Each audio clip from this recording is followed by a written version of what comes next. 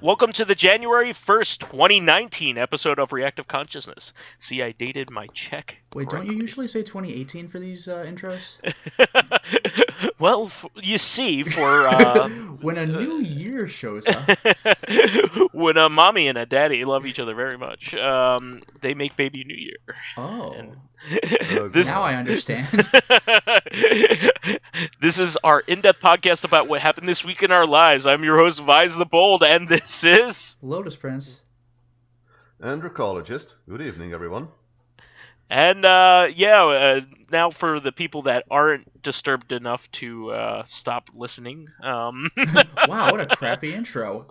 X. Pardon? Is not that a jab at me, mister? The principal Shame and the on teacher you. were making babies, and I saw one of them, and they waved at me. The baby looked at you. Oh. Were they using screwdrivers and hammers to make that baby? Oh. It's Oh, a robot God. baby New Year. So anyway, we actually had quite a bit happen this week for a holiday week, I think, which is, I think, pretty unusual. There was a bunch of stuff announced. I guess for some things, like from Japan, this isn't too terribly rare, because in Japan they kind of use this as a time to celebrate like sales and stuff like that. So it's kind of like their Black Friday time is around Christmas time. So anyway, there's some quite some cool stuff pertaining to our the things that we like. First of all, being I did want to talk about this since I've been talking about the Sega Ages line. They made a new release in Japan of Gain Ground, which I don't know if you guys know anything about Gain Ground. It's one of Only that it was on the Genesis. Yeah, it's one of Sega's more obscure properties. So Gain Ground. What was that? It's a game? Yeah, it's a Gain Sega Ground. Genesis game called Gain Ground, but I don't actually know what it is. So it started off as an arcade game, and the Sega Ages release is based off of the arcade game. So it has the better graphics and, of course, like the Tate vertical style screen orientation. So therefore, it'll have those screen options there for the Switch. But it's a pretty cool game. It's more of it's kind of a shooter puzzle game, if that makes any sense. You are a character that walks around, and depending on the character that you pick at the time, they have a certain way of attacking. Like they'll throw spears or shoot arrows, and you can only shoot them in so many directions. Like some of the characters can only shoot up. And some of the characters can only shoot in 4 cardinal directions. It's kind of like like adding like a chess element to like an otherwise common action shooting game. Sure. Which is pretty neat. And you have to basically know how the enemy behaviors work in conjunction with how your character can attack in order to best play it. It's very strategic in that way. You kind of have to shoot and move kind of thing. That way you don't get hit by the enemy projectiles. It's a lot of fun, and basically you have to solve each screen. Now, what's cool about this is that the arcade game has never been ported. Not like a direct port. There was a Genesis port that was quite good, pretty close to the arcade game, and they added 10 levels. So Oh, nice. I'm also wondering if M2, when they've been making these Sega Ages releases, tends to go the extra mile and add other content from like other ports and things. So I'm thinking that maybe they may have even added those 10 extra levels in with arcade fidelity, which would be really neat. Yeah, because I was wondering, because it makes me think of Golden Axe, where the arcade game looks and plays better, but the Genesis port has like 2 extra levels on a different final boss? Well, it doesn't have any extra levels. It just The has Genesis game? it just has a final boss. I No, think. that level leading up to the final boss is like an extra thing where you have to jump across those Um, pits and fight the like the jet black soldiers, and then fight 2 of the bitter brothers, and then fight Death, uh, not Death Adder, like Death Bringer or something. Because oh like wow. in the arcade you fight him outside the palace, and then the king and queen are lowered down. But like in the Genesis version, you save them, and then like the real boss is inside, so you have like one more level. I gotcha. I gotcha. Well, I mean, I would still say in that case that the arcade version is I better. think It is. the version has that part too. That when after you save the king and queen, you basically go in boss fight mode. Yeah, I think most of the consoles, the versions have that. I don't think the arcade version was ever like directly ported. It was on the 360. Oh wow, Um, okay. yeah, and probably PS3. But you have to like buy the right version of it, you know. Okay. It's not labeled well. You don't know what it just says Golden Axe. Oh, So I like, hate that. Well, it's like Resident Evil. Like I mean, this is something you would know if you grew up in these respective places. But Resident Evil 1, if you buy it in America, it's the DualShock Director's Cut, which has like the different soundtrack. But in Europe, it's the original director's cut, but neither of them are labeled to set them apart from one another because Europe never got the DualShock release. So like that's the one. And America did, so that's the latest one for them. So like it's the latest it's hard version to in tell. respective places, but if you're going like region hopping, then you're not going to know unless you look it up somewhere. Well, at any rate, Game Ground is a welcome release. I am crazy about these Sega Ages releases, so I will be buying that once it comes to the United States. I don't think there's any chance that it won't. All of the Sega Ages games have made it so far. We are 2 games behind now. There's Outrun and Game Ground now, so we will probably receive those in the next coming months. There are a couple of games that like Outrun if you want to interested in those. They're not exactly like Outrun, but they kind of do the Yeah, hori- you know, horizon chasing. yeah, I was just gonna say Horizon Chase is on the Switch now too, and that game's a lot of fun. I played that when it was on the iPad. It was an iPad exclusive for a while, wasn't it? Really? iOS. Yeah, it was an iOS exclusive game for a while, and it was really good. And so good that they ported it to consoles. Nice. And on Steam. Yeah. So Well, I was gonna that's buy what it on Steam, but then they released they announced the Switch version, so I'll probably get that one eventually. I wouldn't say it's like Outrun. It's more like the Lotus Challenge if you know those games. Yeah, but you get the idea. It's a classic. Yes. It's a classic racing game Move in 7 those racing. veins. Yeah, and it doesn't play like a 3D racer. It plays like one of the like the 2D racer, Yes. like Outrun does. So yeah, no, these games are a lot of fun. Like I've said in the past, the Sega Ages releases are like the Criterion releases of these games.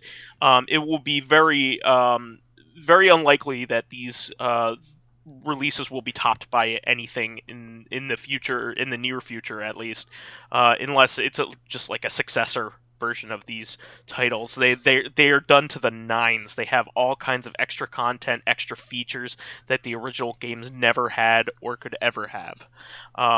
And they become the definitive versions. You won't even want to play them on original hardware. So definitely keep your eyes peeled for these. Get the other 2 or other 3 that have been released in the United States. That would be Lightning Force, aka Thunder Force 4. There's Sonic the Hedgehog 1. And Phantasy Star 1.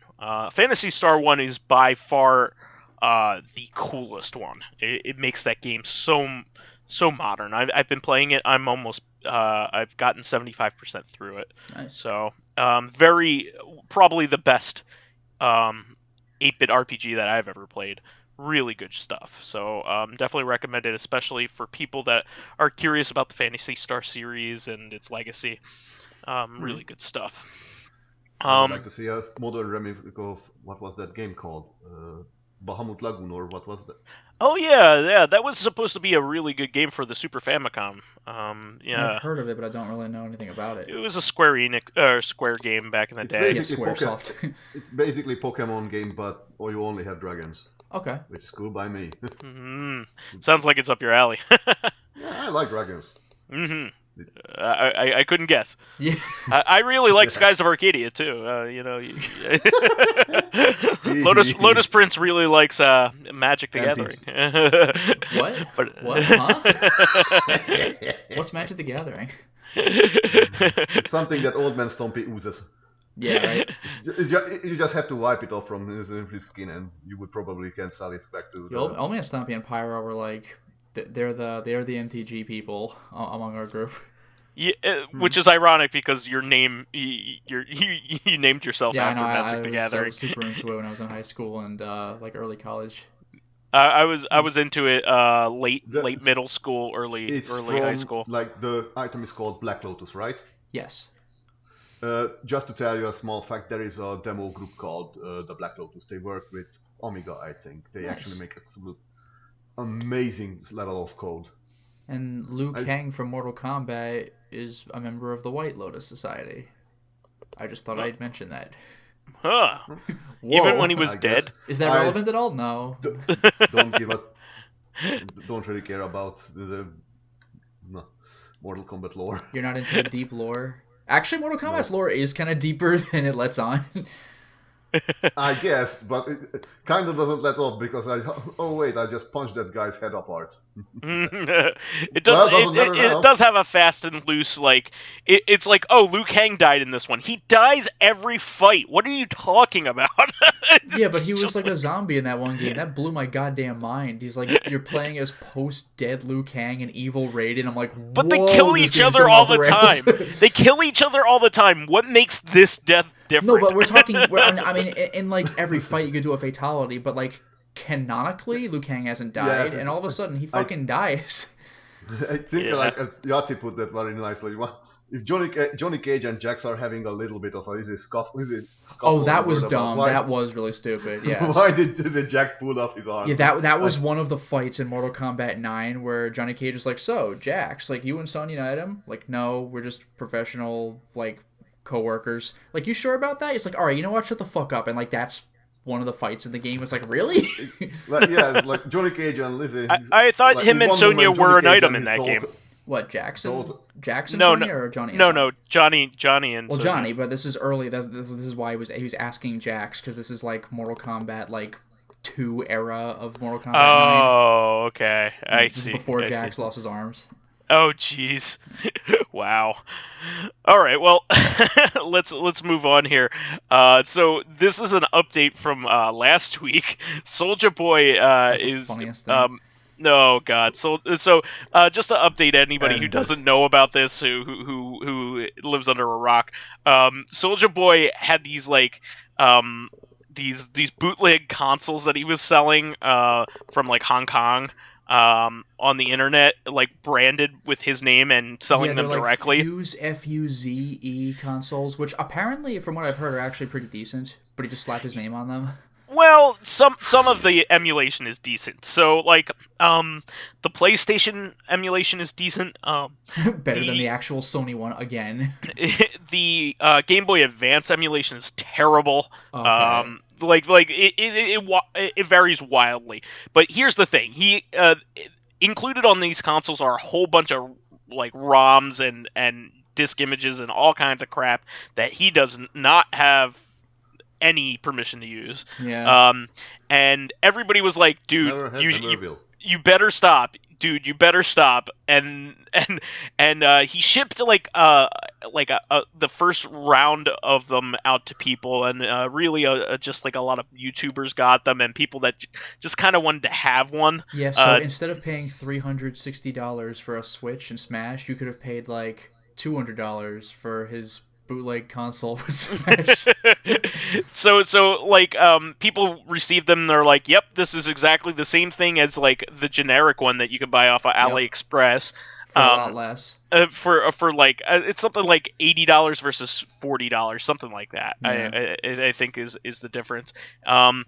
but not only that, but they're like, dude, you better fucking stop. Nintendo, Nintendo is kind of especially. Yeah, like any company would jump down your throat about this, but Nintendo has a reputation. Yeah, and lo and behold, Yeah, now, I don't he know stopped shipping these things. Yeah, like I don't know what his actual legal situation is, although it's obviously in a very generic way not good. But what I thought was amusing is that the consoles are now pulled from his online store. Yeah, he wasn't shipping them, so people were like, "Oh man, I hope I got in before he stopped shipping them before because the law took over." Yeah. So at the very best, he got a cease and desist, and they were just like, "Dude, come on." He will be insanely lucky if he got a cease and desist. Like, the thing is, he's not making a fan game. He stole games and sold them to make money himself. Like, that is theft at the least. Like, a cease and desist would be magical if that's all he got. Not just a game, that like the platform as well. That I think that like BIOSes and stuff like that too. Yeah. Like, I would be flabbergasted if all he got was a cease and desist. That'd be fucking insane. But people were saying that he not only could he get fined for this, which is absolutely likely he'll get fined. Even but fine, I'd be amazed if he got away with just a fine. He can receive up to 20 years jail time for this shit. Yeah, I don't see that happening, but I could see some jail time.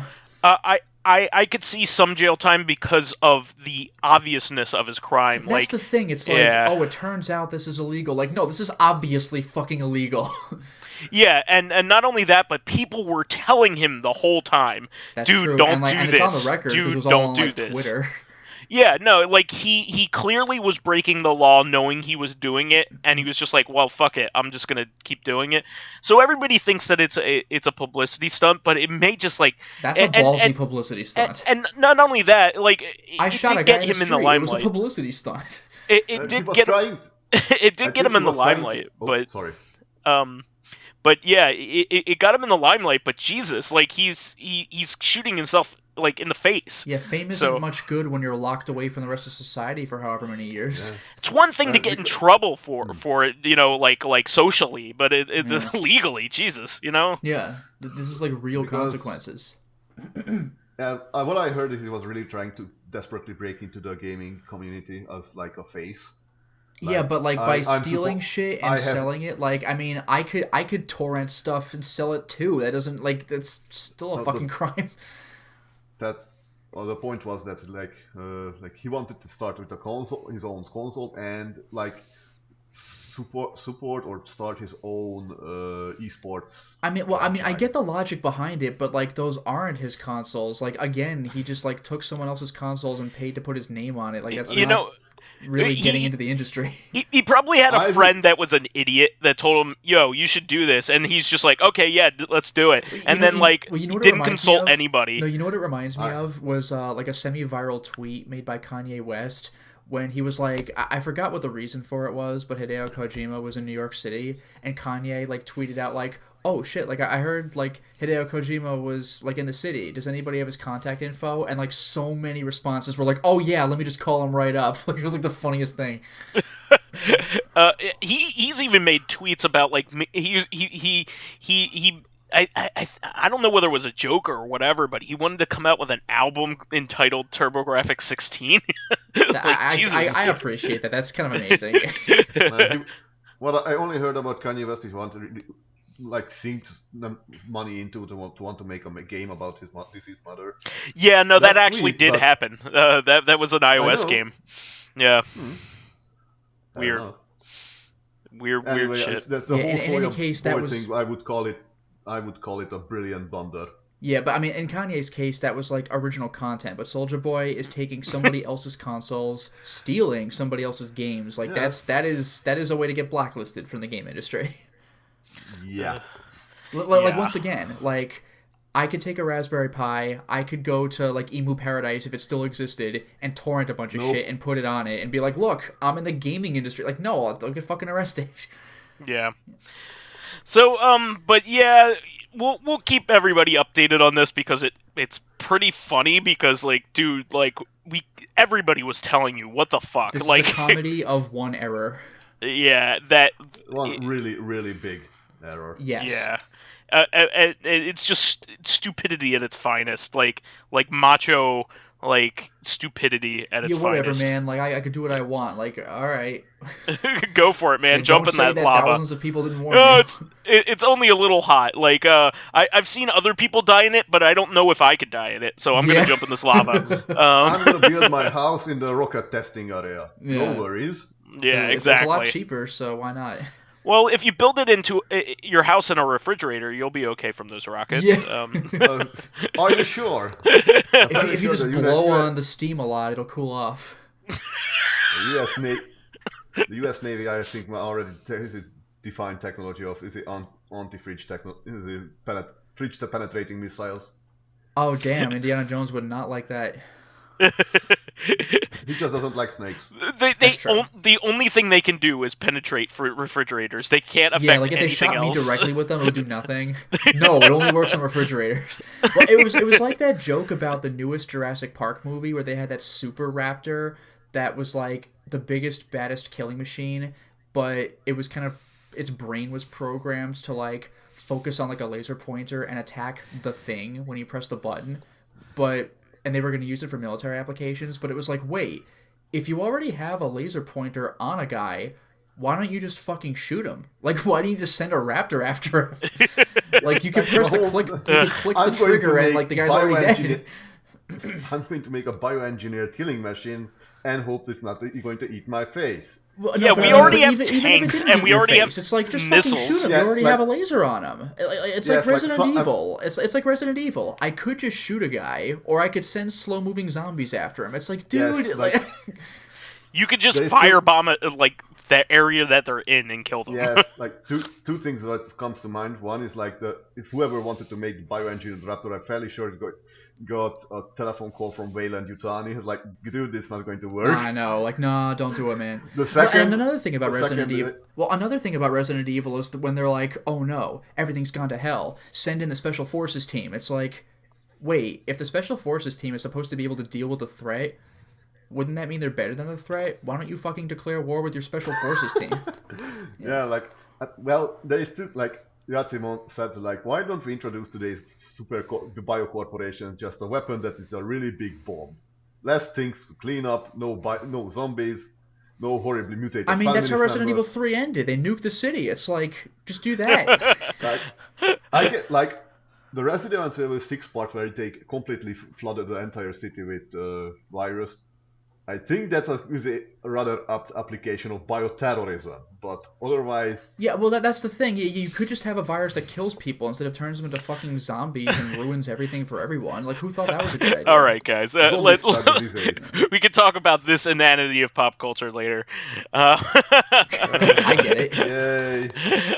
Let's move on to some other news, and then we can get back to the inanity if we have time. But we also have something far less stupid, no matter what you think of it. This is funny because it's intentionally stupid and it's less stupid. So, No More Heroes Travis Strikes Again has its season pass details announced about its content, which I'm very excited for. I'm excited for the game, and I'm hoping Lotus and I can play this co-op because this is meant to be a co-op game. And we're both huge Suda51 games and even bigger No More Heroes fans. Speak for yourself, buddy. Shut up.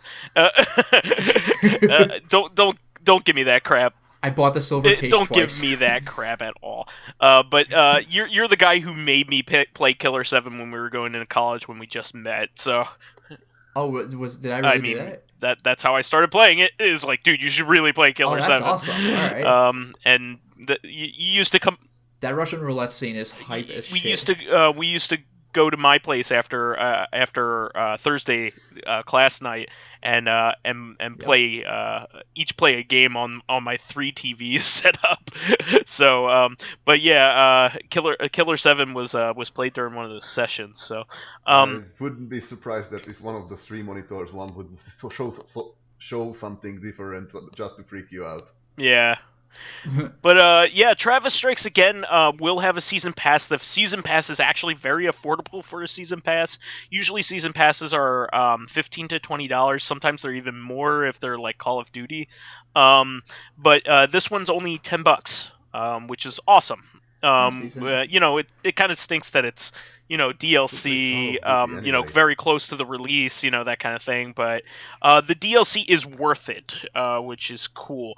So the first volume is entitled Black Dandelion, and it comes with a playable character, Shinobu, which is awesome. Yeah, it's pretty cool. She was playable in No More Heroes 2 Exactly. as well. She had a different fighting style. Exactly, Cool. and she has exclusive skills, and it also comes with a new video. It looks like a new she animation. Called the Black oh. I just realized what the connection ends. It's like, oh, are you serious? What? Like Shinobu has a big, fluffy white hair. Yeah, she looks like a dandelion. Yeah, The only thing I didn't even know you could play a Shinobu in this game. The only thing I had heard is that I think Bad Girl might be playable, which is like so you're bananas. getting ahead of me, Lotus. The second volume is Bad Girl. So that is bonkers, that's actually man. why I brought it up before the podcast. I was like, "Did you read this? Like, this is awesome." Is this game non-canon, by the way? Because Shinobu survived at the end of No More Heroes 1. That's why she was playable in 2, and she survived 2 as well. But Bad Girl is certainly dead. So it takes place in a digital realm like a la Tron, so it's possible that she's just like an avatar for somebody else. But I'm not entirely sure, and I don't know whether they. I mean, people have died and come back in this game. I mean, Destroy Man has died and come back. That's a good point. He was straight up cut in half, and then he came back as two Destroy Men with a robot half. That was amazing. Yeah. That's like one of the human starfish at this point. Yeah, exactly. He's one of the most ridiculous bosses of the second game, and probably my favorite moment of the entire game. Actually, you're as good as dead. That was the best. Shake the left one, or the throbbing one. Go ahead, shake hands. Which one? Whichever you like. The one that's throbbing. Like one of there was like a straight man destroy man and like a creepo destroy man. Yeah, exactly. One was honest but aggressive. The other was nice but yeah. I think that was supposed to be like a left brain, right brain kind of deal. Which yeah, clever. Exactly.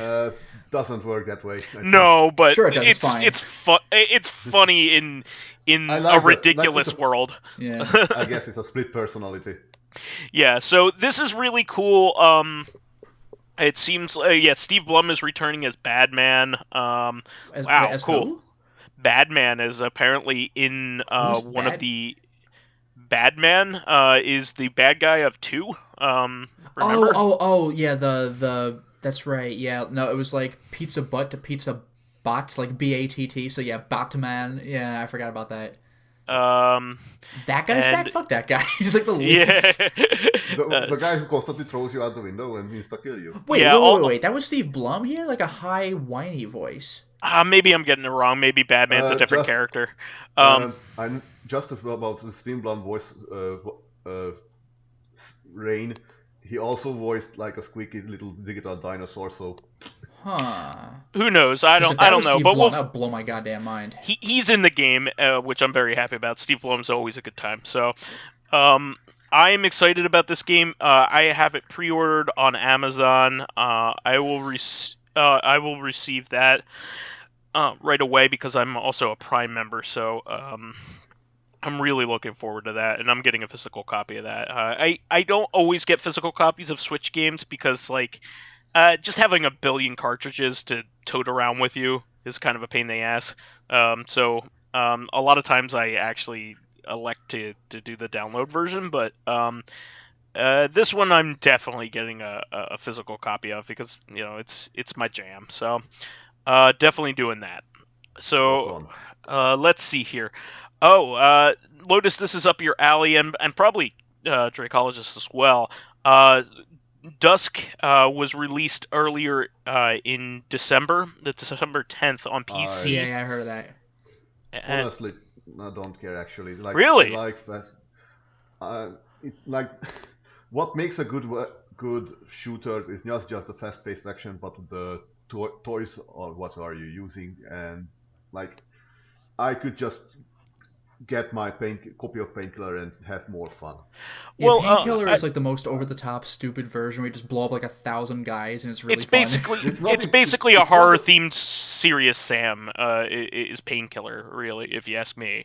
Yes, but let me say this: that Serious Sam has to learn about like how Painkiller's weapons works, because Painkiller's weapons are far more better.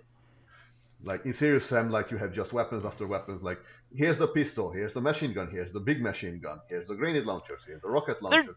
They're kind of different, though. They're kind of different.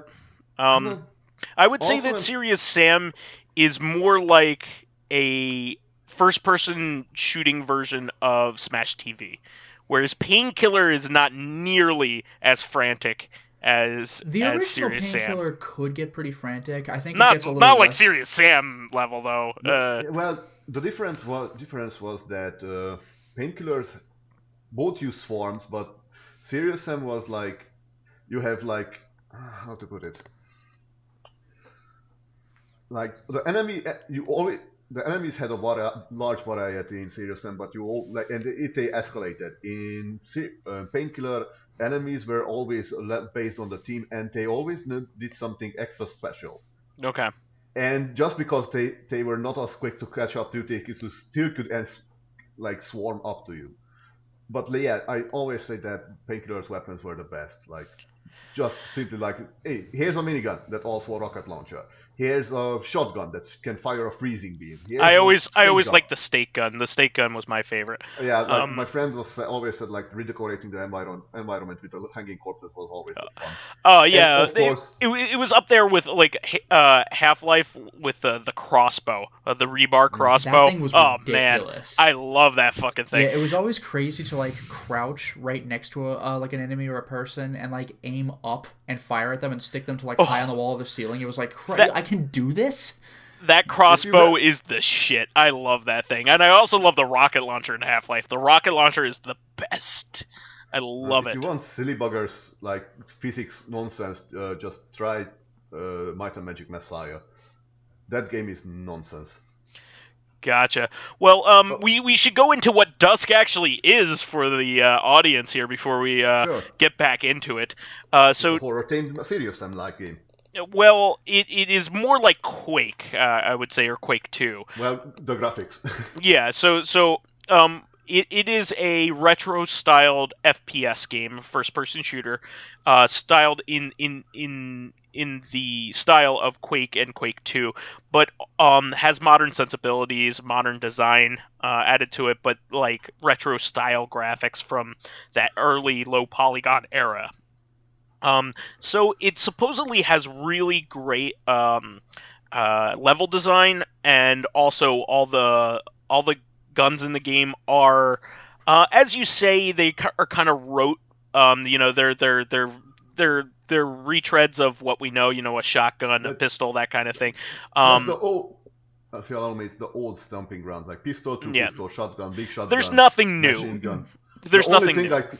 And even they have a special weapon which is a magic crossbow, which is basically a rip-off of Heretic's Ethereal crossbow, which is funny. Oh my god, bringing up Heretic, that's some old school. It's a crossbow that shoots a green arrow. Yeah. Like, okay. Jeez, nobody plays Heretic. Everybody just plays Hexen. I still have the boxed version of Shareware Heretic. Jesus. But I think I just need to make fine-tune the mods I made for it. So more monsters and more weapons. Gotcha. I even have a very good expansion mod for it. Gotcha. Masters of Chaos. But what I was gonna say here is Hardcore Gaming 101, which is friends of the show there, Kirk Alata and his group. I absolutely love his website and have a lot of history with it. I have articles published on there from myself and been on their podcasts and things like that and participated, and I'm friends with a lot of the people on there. He just the amount of content that he puts out right now, and he just follows up with something that publishes an article on a game that was just released, and apparently it is fun in every regard. It even has like cheesy like still graphics for like the victory at the end of every level. You know, it doesn't even have like modern cinematics or anything. Oh, yeah, okay. Yeah, So like yeah, like at the end of like, well, Doom this isn't or purely something like still. that. Well, yeah, Doom had like it just showed like the levels you had beaten and stuff like that. Duke Nukem had Duke Nukem 3D had slight animation if you just like clicking your gun or like posing or whatever. I remember those screens. It's pretty amusing.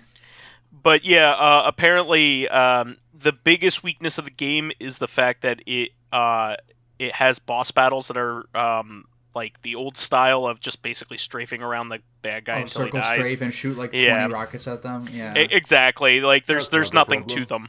to them. Just like people, all the bosses. What I heard by people from playing Painkiller, they said like the boss battles can be a little bit of a pain in the ass, especially if you want to try to get the special, like the card unlock. Oh wow. Okay. Well, either way, I'm excited to play this. I'm gonna play it when it goes onto the Switch, which will be later on in January. There is a couple of games I would like to add to this. If you know Strafe, I was a little put off by that game by the first commercial. I frantically do not recommend any kind of game that makes little children's head explode violently. So not a fan of Fallout 2? Nope. All right. Actually, European Fallout 2 didn't allow you to kill kids. No, it wasn't like it wasn't a game. It was the commercial. Oh. Like they did the whole. They had a commercial like they did the whole sort of Nintendo Sega like wow, like the light is flashing and the kid is like getting blown away by the graphics and all. Except it kind of went down on the sort of this Raiders of the Lost Ark thing, and they. Wow. Honestly, No, it was terrible. It was like it put me off the entire game. Like, and the game itself it looks like Dusk. Except it's procedurally generated, and you can only have one gun. Oh. So it's more like it's a roguelite. Curious. On other hand, if you want to try it on Steam. On the other hand, you have Amid Evil, which is very much like Quake style graphics, like it's more like that grainy style of graphics that Quake had. It's more like Hexen and Heretic with a. I think I talked about Amid Evil. What game is this? Amid Evil. Amid Evil. Okay. You know what I recommend? Wedding Quake.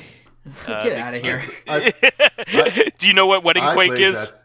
Yes, I know. It is the I have to explain this to Jazz Punk. Yeah, it's a mini game in Jazz Punk where you like open up a wedding cake and there's a computer inside of it and you travel into a world where you play against bots in a wedding themed deathmatch of Quake 3. Yeah, Quake 3. I just love how like a lot of games like Call of Duty, like when you get certain kills, like multi-kill and stuff like that. My favorite is when you die, it's like till death do us part. It's like yes, yes.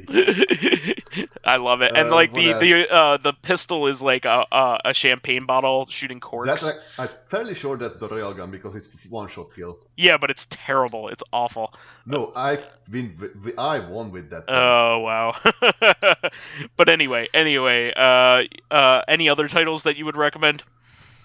I think there will be a new game called Project Warlock, which will be a Oh, I've seen a bit of footage for that. I've seen some early footage, yeah, and it looks like pretty authentic. Like again, a horror theme and like a castle against demons.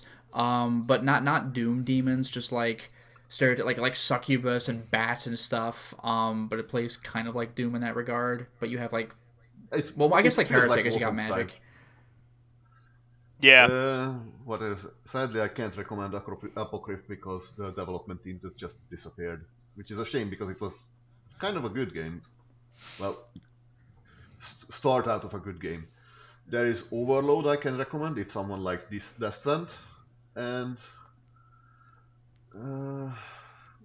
there was something I wanted to mention.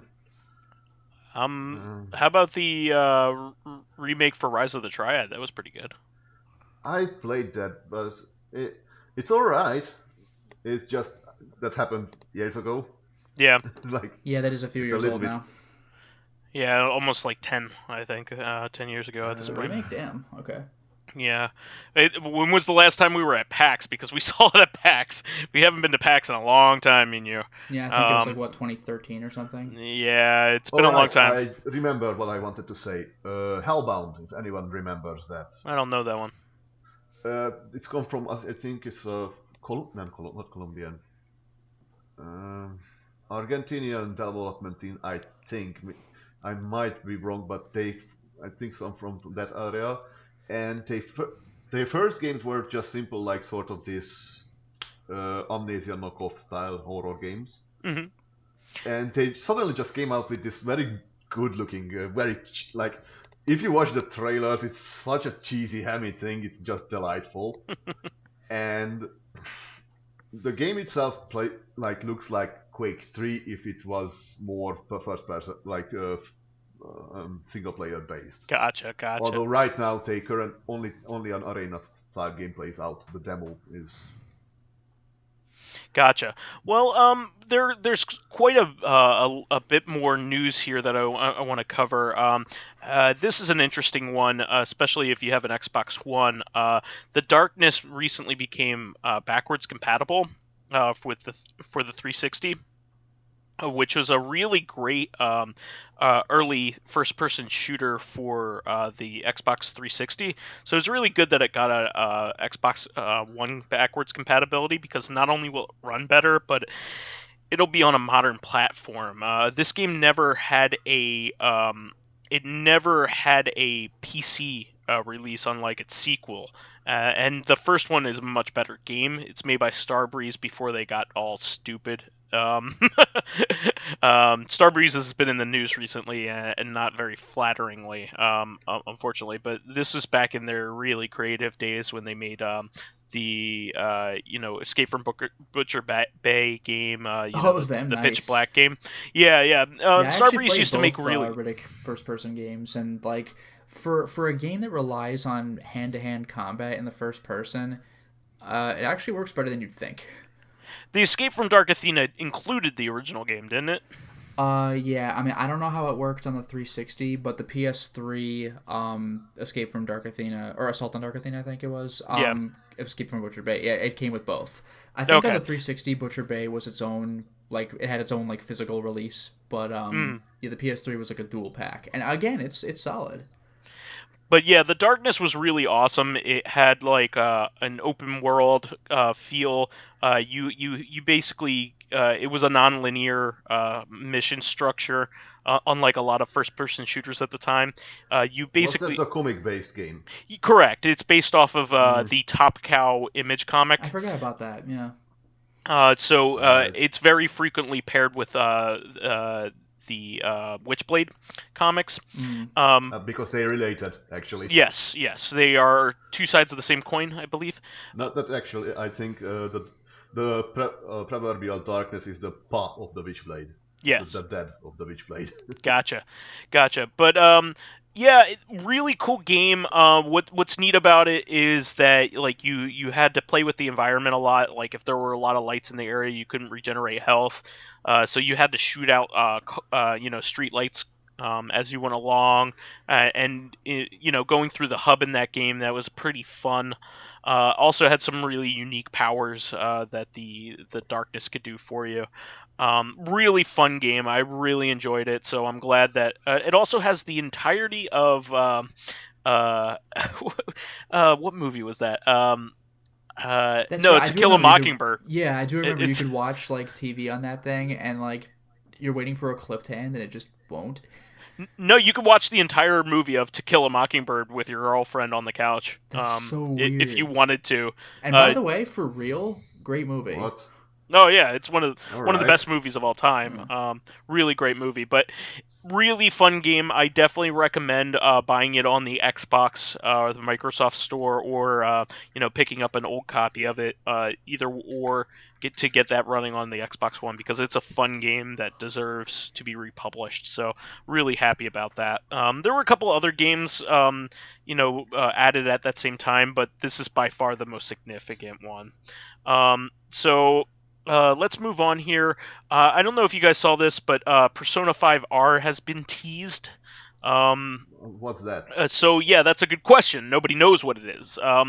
But the guess is that that it is an expansion or a very big DLC pack for Persona 5 proper. There was initial speculation that there might be it might be coming to other consoles like Xbox or PC or even the Switch, which would be reasonable assumptions. But at the end of the teaser, um, they For they PSP. well, no, they show the PlayStation logo. So, Yeah. Essentially, they're pointing to another PlayStation release, which means that it'll probably have epilogue content to some degree. Hmm. Maybe an extra character story, that kind of thing. So it's not going to be like the Lord of Destruction for Diablo 2. I I don't will know. take your word on that. Yeah, I don't know much about that. I'm just saying because that expansion was an entire basically was the Diablo Cat 2 one more time. Oh, Like okay. it was a very large expansion back, and people very much liked it. I think. Yeah, this will probably be a very large expansion, like definitely worth playing and to get more people to buy it. I'll probably never get to it because I, I haven't even beat Persona 3 yet. But I'll get to it when I get to it. Let's see here. Streets of Rage 4 has more screenshots and a GIF was released. Nice. Of the action in it. Yeah, I it's like don't know 6 seconds. whether it's 6 seconds, but it looks cool. Yeah, you see Blaze doing her signature moves. The that like Chun-Li Kikoken shot, that Mhm. backflip minor crowd control move, and you see Axel doing his grand upper, and the animation looks gorgeous. Yeah, not only that, but there's a lot of action happening on the screen, which is refreshing. Yeah, A it's lot two of players, so both of them are wrecking stuff. yeah, and there's a lot I of can't bad guys remember. bouncing all over and all that kind of stuff. Does this game do the old pixel graphics, or No, this is 3D already? No, it's not it's neither. 3D, but it's definitely not the pixel art. Although like It's they done have like by new interpretations of like the signal characters that do the slide attacks. I saw like they have like a depiction of those Muay Thai boxers who always have a knee up and block everything you do. So they're bringing back some classics from Streets of Rage 2, and it looks like there's some new stuff going on as well. So, So they're doing. Dracologist, did you see the Wonder Boy remake recently of Dragon's Trap? Wonder Boy 3 Uh, Dragon's Trap. you with the sort of this cartoon style It's art done by the style. same artist, so same style. I see. Same style.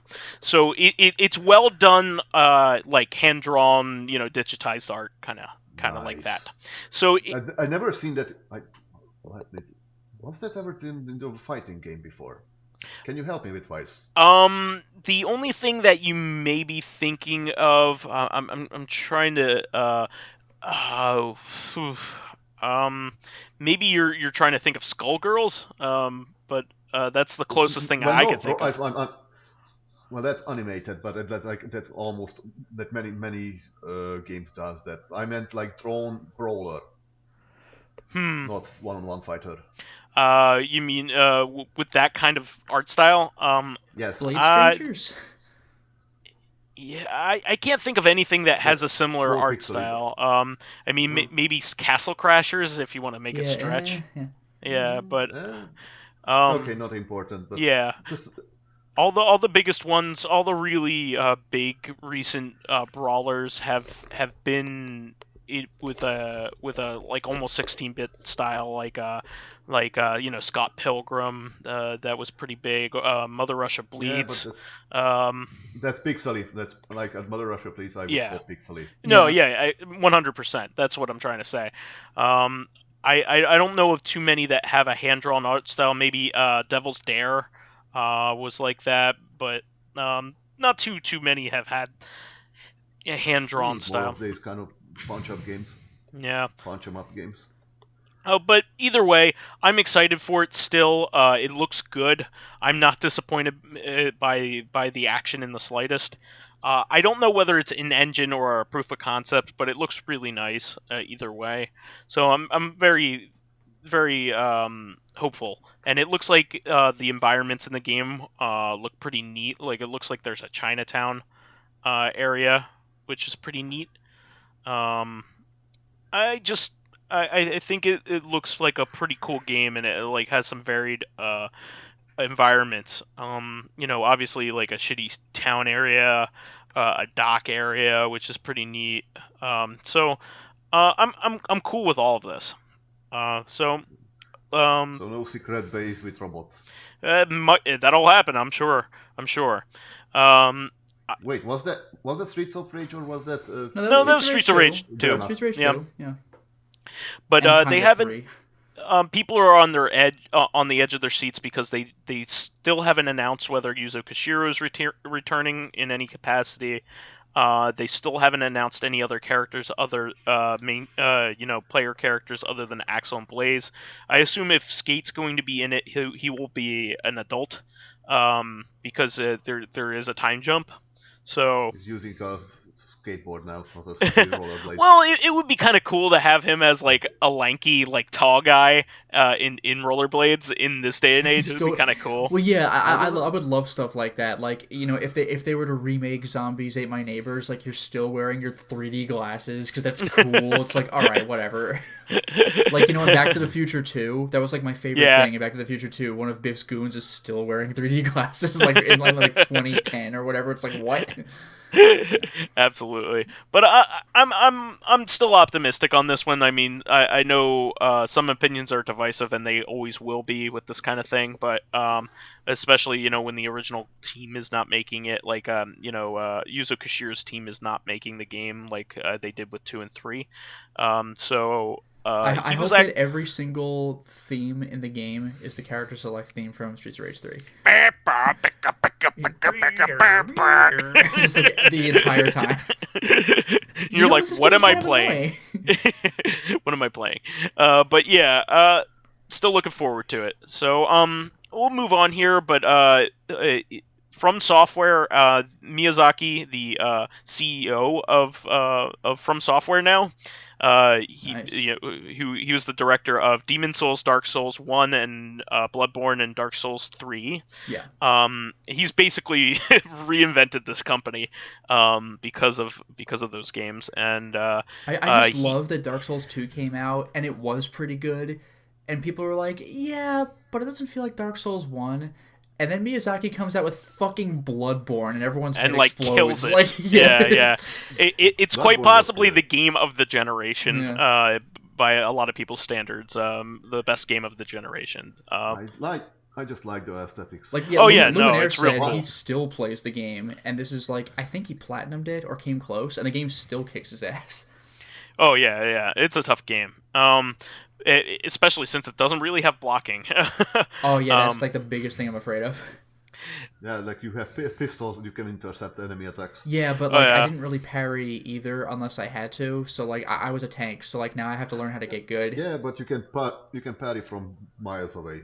But even so, I'm not a parry guy. You have to learn how to get good. Yeah. But he announced in an interview that there are 2 unannounced games that they are working on. He did not clarify at all, except that they are done in the house style, he said. I think Dark Souls is done. I don't know if there's 4 and 5. What? Dark Souls 4 and 5. Yeah. No, I think it'll be a Bloodborne sequel or something like it. There could possibly be a Bloodborne something or other, but like, I don't think we're getting an actual Souls game. I think it's over. Neither of those 2 are Shadows. Well, Shadows Die Twice is announced, though. Right. He said there are 2 unannounced ones. 2 unannounced games on top of it. All right. So just to make sure. Yeah. So yeah. No, these are unannounced games as of December 28th. Shadows Die Twice was, I think, at like E3 or something, but mostly just a teaser. His exact words were, "I believe they are games that are very From Software-esque." So, Eternal Ring 2! Well, actually, hear me out here. I think possibly a Bloodborne sequel or a spin-off or something. And Jumpin' Flash 4. Well, I was actually going to say probably an Armored Core game if I was that gonna would make say sense. it. Because like I keep forgetting it exists, but like they do have one on the PS3. Like it's kind of, sort of still around. Well, it's been out of the limelight. It has fallen by the wayside, but like it's still more recent than I thought it was. I was like, PS3, really? Yeah. But that series was great. Not my thing back when it was coming out, but I might like it better now. I had Armored Core 2 because that was one of the big launch games for the PS2. But I didn't like it because I didn't know how to play it very well. I kept being like, okay, well, if I want the best stats, I'm gotta load my thing full of stuff, my core full of stuff, and it of course was heavy as shit, and then I clunked around and couldn't move. Yeah. So like I didn't understand the concept of, hey, Like you know, encumbrance. if you have a fast play style, like having the best stats is not important. Mobility is. Well, yeah. Well, So, it's just like Dark Souls. Like you don't Yeah, exactly. you don't need good armor if you never get hit. But Yeah, it's super yeah. hard. Yeah, well, that was yeah, also but, Armored Core is more about guns, not dark like swords. Yeah, Yeah, but the point still exactly. stands though. If someone wanted to shoot you, despite how fast you look, you're going to get the shot. so I recommend playing a few rounds of some sort of mech warrior game where you really learn how to select your proper mech and your your role in the lens. Gotcha. Well, when I was playing Demon Souls, when I first put it in, like I just looked up straight stats, and I was like, I want this armor, I want this fluted armor. And then, but with- then you play the game for a while, and Well- you're like, finally, it well- took forever to get enough experience to level up. And then you learn that like maybe you can increase your HP by like 15, or your attack by barely noticeable, and you're like, oh. Well, I got fluted armor, and I got the best shield in the game by like killing that blue dragon, and by shooting like arrows at him for like an hour, Yeah. and then like I equip it all, and I am encumbered as shit. Oh wait, are you talking And- about the purple flame shield or whatever that thing was? Yes, exactly. You know what the funny thing is? You can actually run up and grab the shield and probably die, but then you have the shield. But you'll have like, it, You don't yeah. Like I did the same thing in Dark Souls. One of those decaying dragons was guarding a couple of really good pieces of equipment, and I was not prepared to fight this thing. And I was just like, grab the shit, and then I died. I'm like, all right. It's like the ceaseless discharge. You could do that too. Well, I wanted to say that like Dark Souls like mech game would be Oh, nice. that would be a lot of fun. That would be a lot Like, of fun. imagine like when you have to like tweak it and you have this kind of this decaying type of sense for a mech game where like you riding this, not this well-oiled war machine, but a big rusted bucket. Yeah, and you like, find like scrap of other dead mechs, and you're like, I'll take this, I guess. Yes. Yeah. Yeah, and you would but I digress. You know, mech souls. it'll be cool to find out what these things are, especially since he's like hinting that they are related to their previous library in some which way, even like by style or whatever. So I'm excited. And the only other thing I was going to talk about just real briefly, and this will segue into Thursday's podcast, but a demo for Valfaris was announced and released and then taken off Steam pretty quickly here. This is one that Dracologist told me about, and this is by the makers of Slain, right? Yes. Oh, Slain Back from Hell. Yeah, that game is really cool. Speaking of like kind of Dark Souls-y games, it's not exactly like a Dark Souls game, but it has Plays a little bit like Rust. Yeah, it has like enough DNA in common where you can be it's like, a 2D okay, action platformer, but it has like some elements of the Souls super game. hard bosses, and you know, like you have to learn the timings of things and things like that. So, and the bosses are very, very difficult. But I mean, that's not really Souls. That's like every video game ever from like the original Nintendo. Yeah, but like you without Dark Souls, this game wouldn't exist. If you played Slain, you would understand. Like, did you play it? Yes. Nope. Okay. If you played it, you'd be like, okay, I could see what he means by There is that. a parry mechanic. Exactly. Okay. It plays like a Souls game in several ways. So anyway, And there is headbanging. yeah, like it the is. thrash metal music. Yeah, it is very Your much. character actually does headbanging sometimes. That's Yeah, great.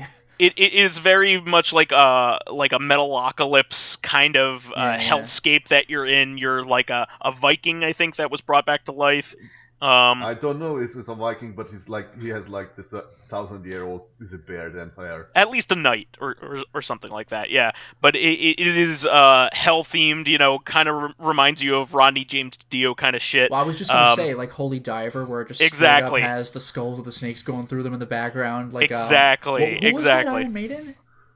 All kinds of stuff from that era. So you're getting it right. All that early awesome heavy metal stuff. Very death metal. Death metal very stuff. Heavy metal, Yeah. Exactly. So Valfaris is made by the same company, has the kind of the same house art style and feel, but it's a run and gun game. A la Contra or something like that. So really cool, and also a really good fusion of these kinds of things. So we're going to talk about it more in depth on Thursday, but I did want to at least tease this a little bit because we're going to be talking about run and gun games and even newer ones and older ones and everything in between. So anybody else have anything for the good of the order for Recon today? Not off the top of my head. How about the bottom? I look forward to playing Bloodborne 1.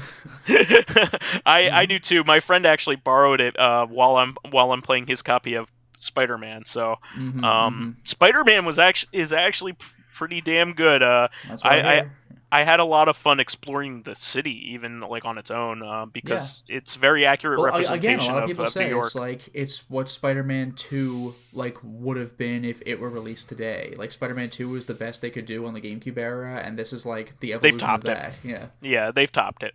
I can honestly say that it is one of the coolest superhero games I've ever played, along with Arkham. Asylum and City. Arkham Asylum is probably still my favorite, the original. But the other two are excellent. The other two Arkham games, I guess, other three.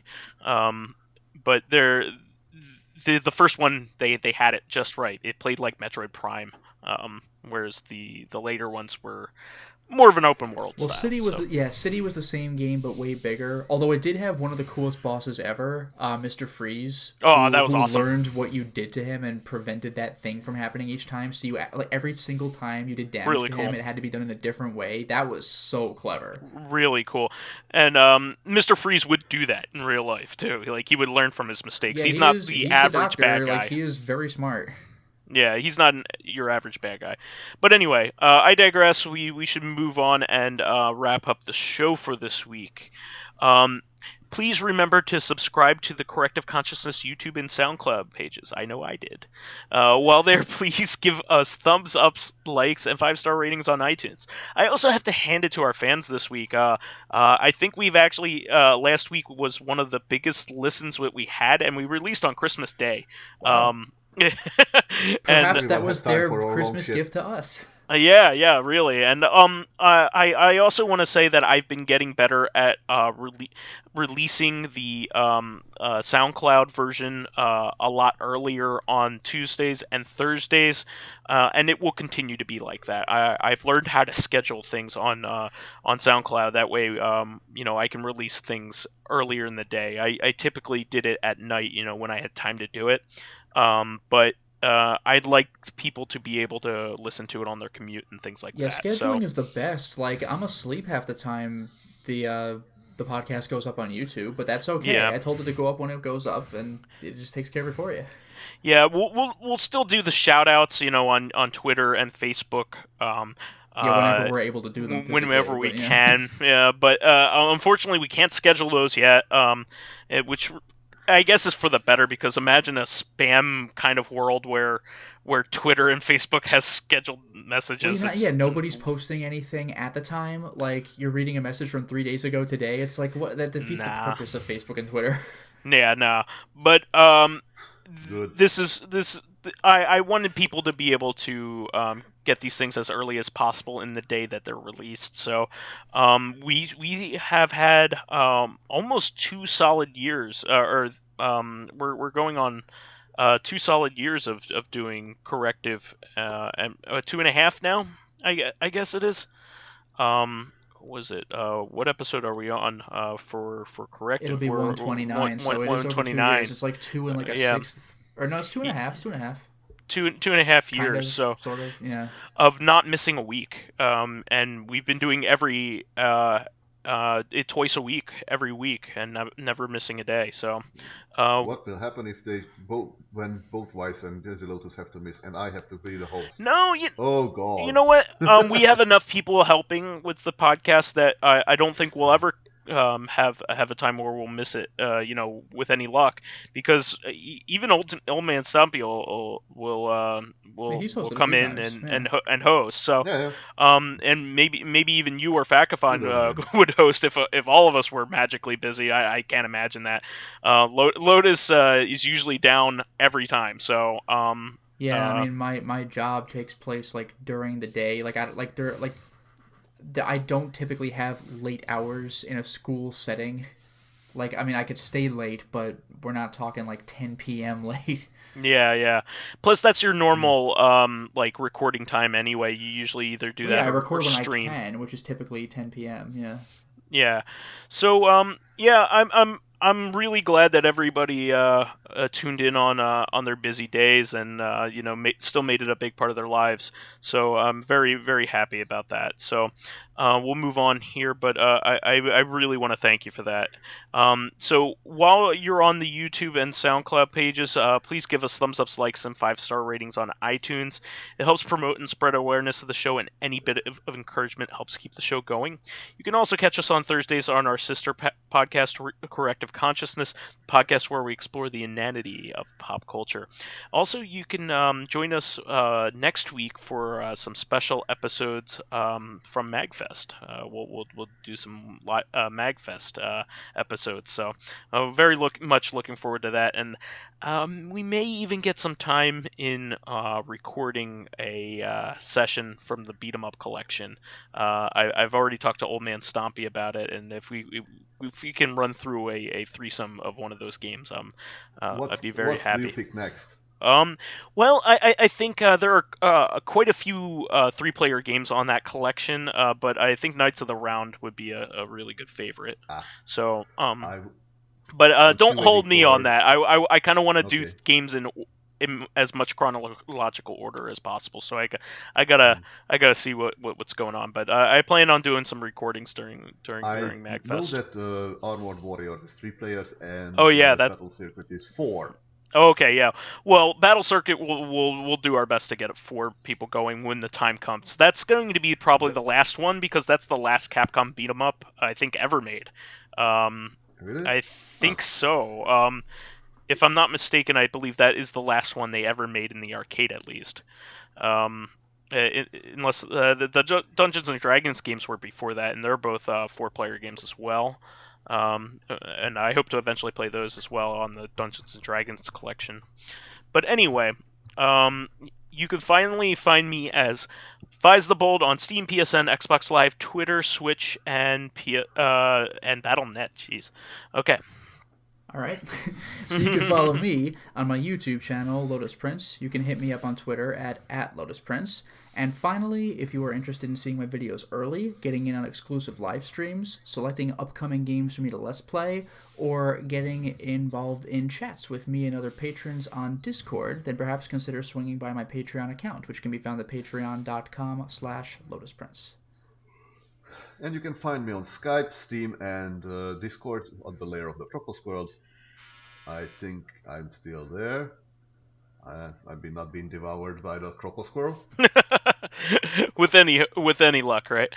So anyway, we will catch you on Thursday, everyone. Until next time, and Happy New Year! Yeah, Happy New Year! Buick!